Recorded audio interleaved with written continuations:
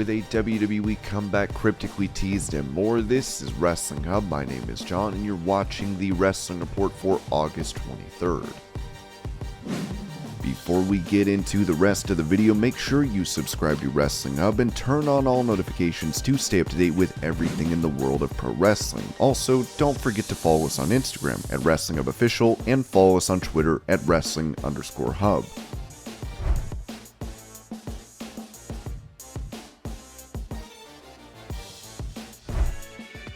With the Undisputed Era not seen on TV since turning on the Young Bucks August 3rd, Bobby Fish provided an update for the group while speaking on the Two-Man Power Trip podcast. We weren't going to be able to do it, all three of us, at the time that we needed to be. Plans had to be shifted. Much like everything in pro wrestling, it's all subject to change.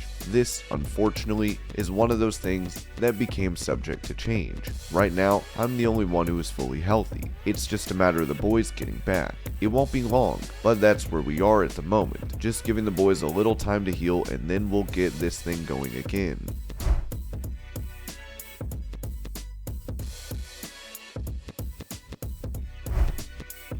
Talking about being out of his neck brace, Big E, who suffered fractured vertebrae earlier in the year, told Ryan Satin that his dating experiences were shot due to this. It's a mess out there. This dating life. I spent 12 weeks in a neck brace. Now you're just a charity case. You're a pity case. I can't go on dates with a neck brace. I haven't gone on a date or anything, but it's only been a month that I'm out and about, but I'm seeing people.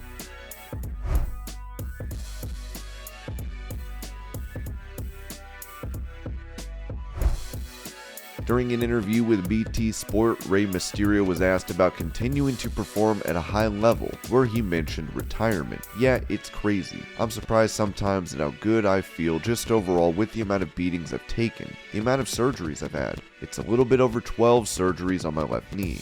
Right one, knock on wood, is good and intact. Between scopes and cleaning it out and stretched MCL PCL, a little bit over 12 surgeries. Torn bicep, one surgery, torn bicep here. My experience with this one is bad. They had to go back and cut me open 2 more times. My back, knock on wood as well, I'm good. My back has taken a lot of the toll, especially being my size. I've taken a beating, but for some reason, God is good with me and has taken care of my back, my neck.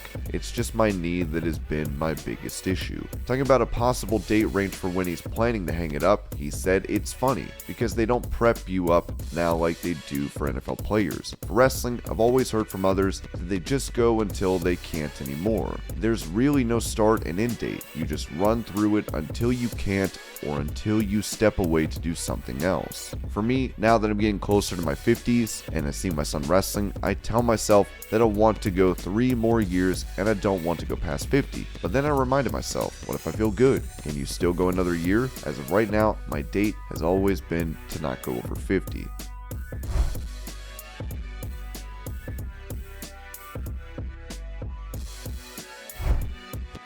While Triple H was previously out with a heart condition, NXT was left in the hands of Vince McMahon and company. Speaking about reports claiming he wrote episodes of NXT 2.0, Bruce Prichard noted on his podcast, "I can't come out and say things when things are reportedly incorrectly or just out and out falsehood and out lies. And sometimes it really irritates me and sometimes it doesn't. I'm not in a good position where I can really comment on some of those. But it's for those that choose to be negative and want to believe the negative, then you're a negative person and that's what you're going to do, so have at it. I'm not going to try and change anything else. But I do have to say, because it's something that people, even internally, would come to me with and make comments about, that I was writing NXT. I never wrote one NXT show in the history of my existence. I'm a fan of NXT. I love NXT.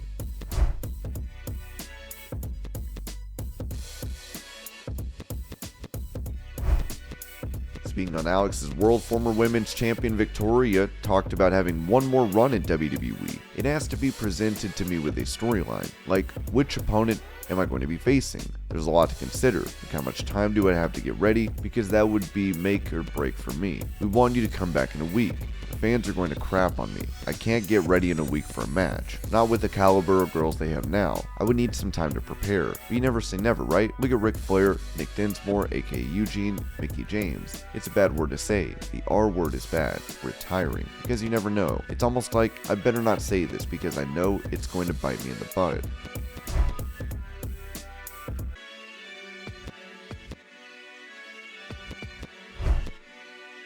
With Johnny Gargano making his shocking return to WWE on Raw last night, he would end up seeing his old pal Theory, as it seems the two are in line for a feud. Still, it appears the company has big plans for the Money in the Bank winner, with Dave Meltzer noting on Wrestling Observer Radio, Dolph Ziggler is kind of the odd man out because they were going to run with Ziggler and Theory at all the house shows to give Theory. The idea is to give Theory opponents that will give him experience, because Theory is the one that they really want to groom, and it appears Levesque hasn't done anything to change that. They like the guy, good size, good look, very good athlete, just needs ring work.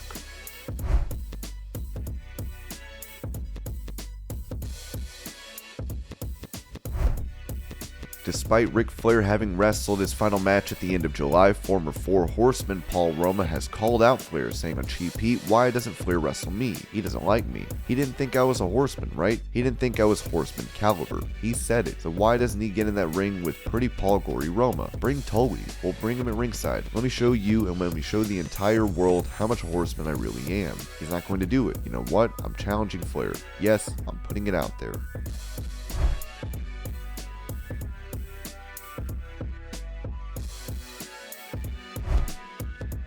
A rising star in NXT Toxic Attractions, Gigi Dolin is out of action after an injury, as Meltzer said, concussion. She's out, and as far as what happens from here, if they're going to be brought up to the main roster or not, we shall see. They were going to be on the show tonight. Gigi and Jason were going to be on the show tonight doing something to promote Friday, and they were pulled from the tournament due to the injury.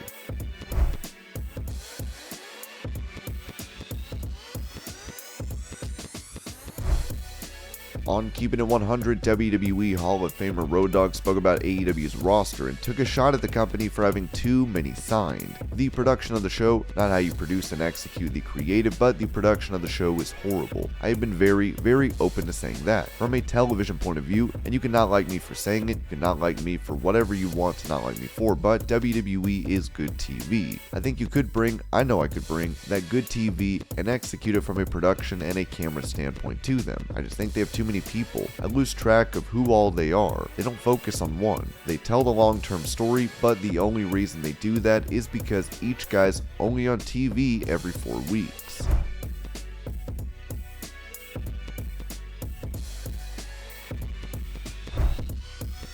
Given Triple H is in charge of WWE Creative, it should come as no surprise that former NXT champions are receiving better treatment already. In the case of Kevin Owens, Dave Meltzer believes something big is planned for him. I thought they were building up something for Owens with Otis, and they still may do that match next week. I mean, that is sort of the logical progression, but I don't know if Owens is going to be a full-time babyface, and they just did it for the Toronto market, but it's pretty clear that he is going to be protected a whole lot more than he's been protected. Owens got that great contract, but his role is basically to be a guy who can have really good matches and put over the baby faces. He was the stepping stone guy, and now he looks like they are more behind him. He was one of the big stars that he brought in with NXT and had that great push at the very beginning of his run on the main roster. Great push. And then he just kind of, you know, as you're around for years, you just become one of the guys. But it looks like things are pretty good for him.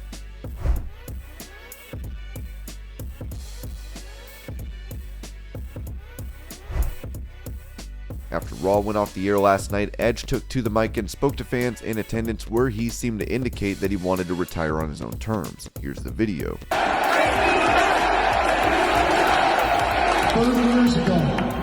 30 years ago, Monarch Park, July 1st, 1992, I had my first wrestling match as Adam Copeland. Sexton Hardcastle was later. And I knew one day I'd be standing right here for all of you. I just knew it. What I didn't dream of is that I would have to retire for 9 years and fight with every fiber of my being to get this back.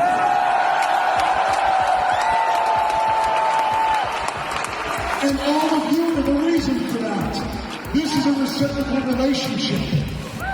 Man, I just stood toe-to-toe with one of the best talents and the future of this industry in Damian Priest.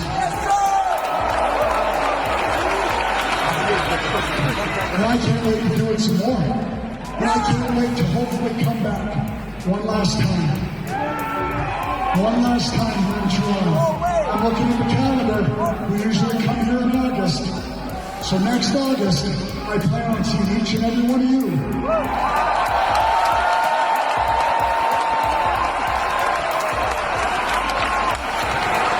And in a perfect world, we all say goodbye to each other at night. Hey, but that's okay, man. This is the place for me to do it, okay? I mean this when I say it. I love all of you. In case you missed it, I love being Canadian.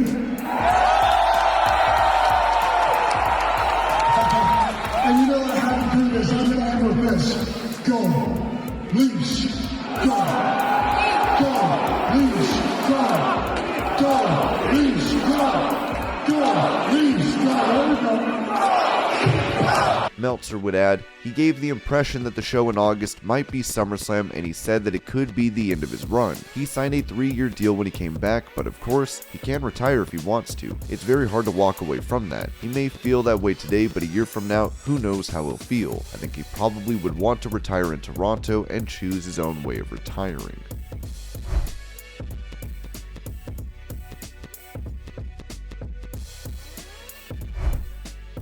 Talking about CM Punk's promo on Dynamite last week where he called out Hangman Page and called him a coward who was not scheduled to show up, Bully Ray took a shot at Punk saying, if you were going out on road like that, the other guy has to know about it, because you are now creating an environment that's not comfortable. First of all, you are creating a perception that your homegrown babyface is actually a coward and is not going to answer the call. Not a good perception thing. So listen, this Wednesday on Dynamite, I honestly feel that Hangman has to respond in some way, shape, or form, within the context of storyline.